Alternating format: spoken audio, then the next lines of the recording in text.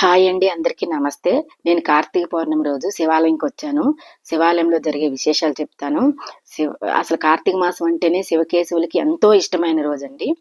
ఈరోజు జ్వాలా తోరణం కూడా ఉంది.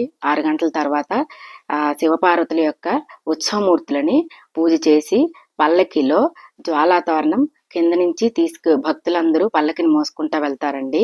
అసలు జ్వాలా తోరణం కింద నుంచి ఎందుకు వెళ్ళాలి అనే విషయం మీకు చెప్తాను. జ్వాలా తోరణం అంటేనే 2 పక్కల కర్రలు పెట్టి దాని మీద గడ్డితోటి నెయ్యిలో తడిపినటువంటి గడ్డిని కడతారండి. ఆ గడ్డి కింద నుంచి ఆ తోరణం కింద నుంచి ఇట్లా చూసారు కదా, మొత్తం ఎండుగడ్డికి నెయ్యి రాసి పెడితే నెయ్యి పెట్టి దానికేమో వెలిగించుతారు. ఆ తోరణం కింద నుంచి స్వామివారి పల్లకిని మోసుకుంటా మనం వెళ్ళామనుకోండి, అసలు మనం చేసినటువంటి తెలుసో తెలియకో చేసినటువంటి పాపాలన్నీ తొలగిపోతాయని ఒక మొదటి నుంచి చెప్తున్నటువంటి పెద్దలు చెప్తున్నటువంటిదండి. చూశారు కదా, అసలు గుడి అంతా కూడా ఓం నమ శివాయ ఓం నమ శివాయ అనే నామస్మరణతోటి మారుమ్రోగిపోయిందండి. నమ పార్వతీపతి హరహర మహాదేవ శంభో శంకర అని అసలు భక్తులతోటి గుడి అంతా నిండిపోయిందండి. అసలు ఒకప్పుడు అంటే తెలిసేది కాదు. ఇప్పుడు యూట్యూబ్ అని మన చాగంటి కోటేశ్వరరావు గారు, గరికపాటి గారు వీళ్ళ ద్వారా కొన్ని విషయాలు మనకు తెలుస్తున్నాయి. కార్తీక పౌర్ణమి అంటే ఏంటి, ఇట్లా వాళ్ళు చెప్పిన విషయాల ద్వారా ప్రజలన్నీ తెలుసుకొని, కొంతమందికే తెలిసేవి ఇంతకుముందు, ఇప్పుడు అందరూ తెలుసుకొని అందరిలో చాలా భక్తిభావం వస్తుందండి. ప్రతి ఒక్కరూ ఇలా జ్వాలా తోరణం కింద నుంచి 3 సార్లు స్వామివారి పల్లకితో పాటు వెళ్తా ఉంటారండి.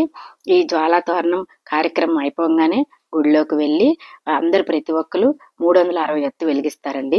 ఈ 361 ఒత్తికి కూడా ప్రాశస్యం ఉంది.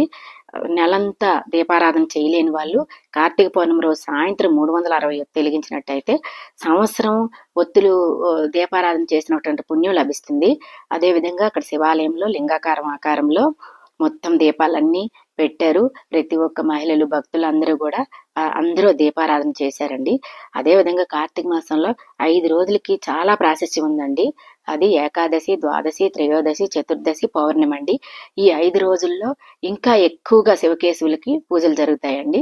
చూశారు కదా, భక్తులు అసలు ఎంత గుడి అంత అసలు ఖాళీ లేదండి. అంత చక్కగా భక్తులు వచ్చి ఎంతో భక్తిభావంతో ప్రతి ఒక్కరూ 365 ఒత్తులు వెలిగించారు. అదేవిధంగా అక్కడ శివలింగం ఆకారంలో పెట్టినటువంటి శివలింగం దగ్గర అన్ని ప్రతి ఒక్కరూ ఒత్తులు వెలిగించి వారి భక్తిని చాటుకున్నారండి. మీకు ఈ వీడియో నచ్చే ఉంటుంది. నా ఛానల్ లైక్ చేయండి, షేర్ చేయండి, సబ్స్క్రైబ్ చేయండి. ధన్యవాదములు అందరికీ.